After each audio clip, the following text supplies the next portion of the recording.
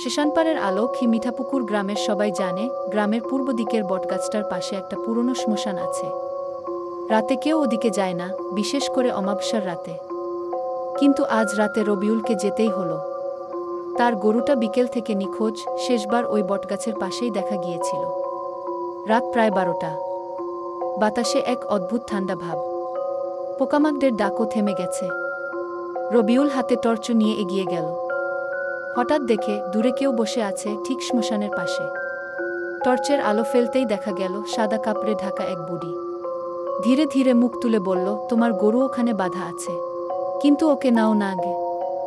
রবিউল ভয়ে কাঁপতে কাঁপতে এগিয়ে গেল। সত্যি, গরুটা বাঁধা আছে একটা গাছের সঙ্গে।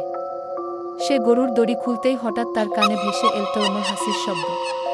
পেছনে তাকিয়ে দেখে বুড়িটা নেই, কিন্তু তার সাদা কাপড়টা এখন গরুর গলায় বাঁধা, আর গরুর চোখ দুটো জ্বলছে আগুনের মতো লাল। পরদিন সকালে মানুষ দেখে শ্মশানের গাছের নিচে একটা নতুন দড়ি ঝুলছে, আর মাটিতে পড়ে আছে রবিউলের টর্চটা।